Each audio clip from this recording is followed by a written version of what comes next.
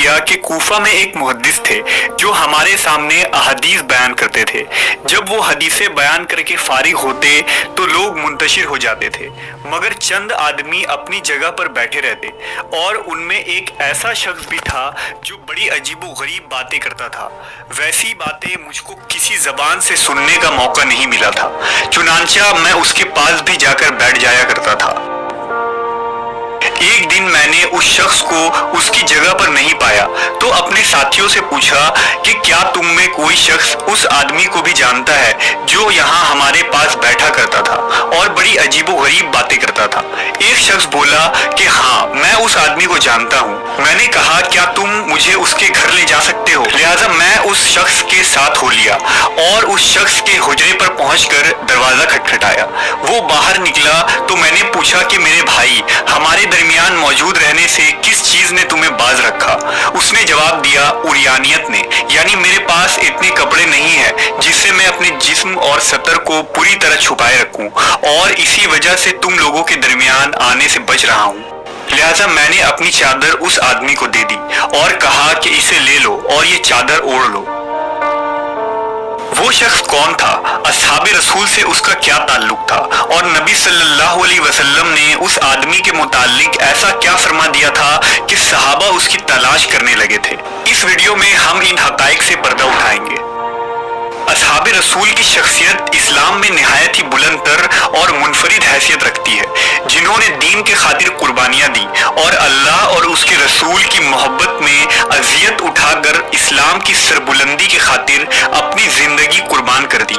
ये वो लोग थे जिन्होंने नबी की सोहबत पाई और आपके साथ जिंदगी बसर की, जिहाद किया, हिजरत की, यहाँ तक कि नबी सल्लल्लाहु अलैहि वसल्लम की मोहब्बत में इस दुनिया से रुखसत हो गए।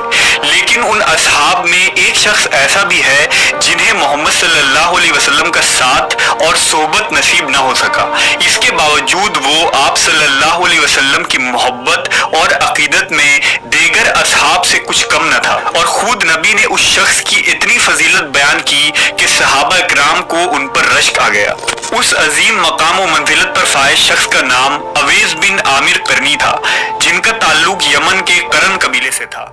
आपने नबी का दौर पाया था और उस जमाने में मौजूद थे। इस्लाम जब यमन की सरजमीन तक पहुंचा तो अवेस करनी ने इस सच्चे दीन को कबूल कर लिया।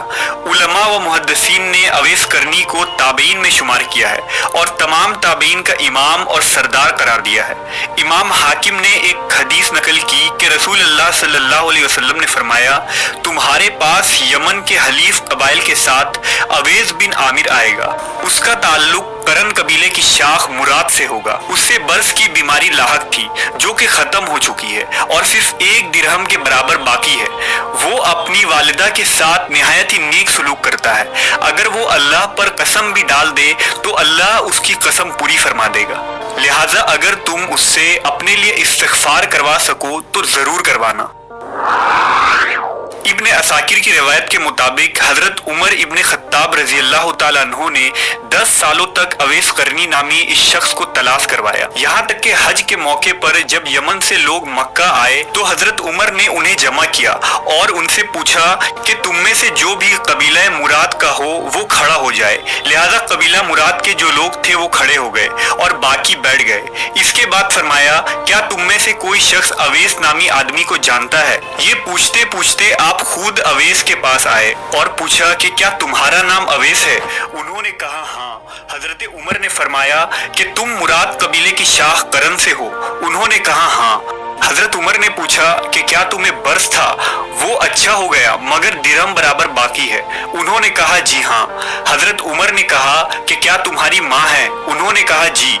लिहाजा हजरत उमर ने कहा कि मैंने रसूलुल्लाह सल्लल्लाहु अलैहि वसल्लम से सुना था कि आप फरमाते थे कि तुम्हारे पास अवेस बिन आमिर यमन वालों की कमक फौज के साथ आएगा।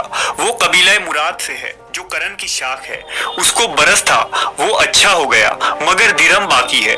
उसकी एक माँ है, उसका हाल ये है कि अगर अल्लाह के भरोसे पर कसम खा बैठे तो अल्लाह उसको सच्चा करे। फिर अगर तुझसे हो सके तो उससे अपने लिए दुआ करवाना। तो अब आप मेरे लिए दुआ कीजिए। लिहाजा हजरत अवेस ने हजरत उमर इब्ने खत्ताब के लिए बख्शिश की दुआ फरमाई। آپ نے کہا کہ تم کہاں جانا چاہتے ہو؟ حضرت اویس کرنی نے کہا میں کوفہ جانا چاہتا ہوں۔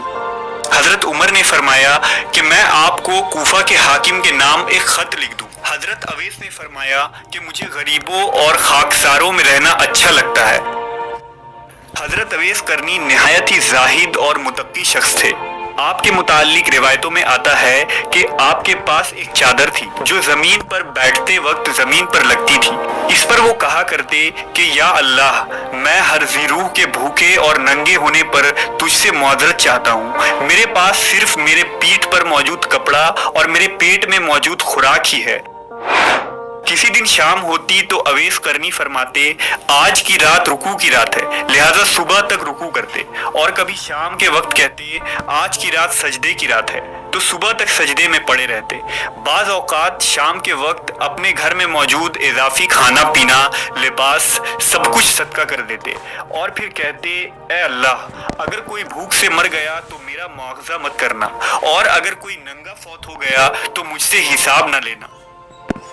دراصل آپ کی نابینا والدہ کی دیکھ بھال اور خدمت کی وجہ سے اویس کرنی نبی صلی اللہ علیہ وسلم کی خدمت میں مدینہ نہ پہنچ سکے، لیکن غیبی طور سے اللہ نے نبی کو ان کی خبر پہنچائی۔ جب امیر المومنین حضرت علی رضی اللہ تعالیٰ عنہ خلیفہ منتخب ہوئے تو اویس کرنی کوفہ منتقل ہو گئے تھے، اور آپ نے امام علی کے ہاتھوں پر بیعت کر کے آل محمد کے خاطر جانثاری کا عہد کیا، اور اہل بیت رسول کی محبت میں آپ نے جنگ صفین میں حضرت علی کا ساتھ دیا، آپ کی حمایت میں میدان جنگ میں اترے۔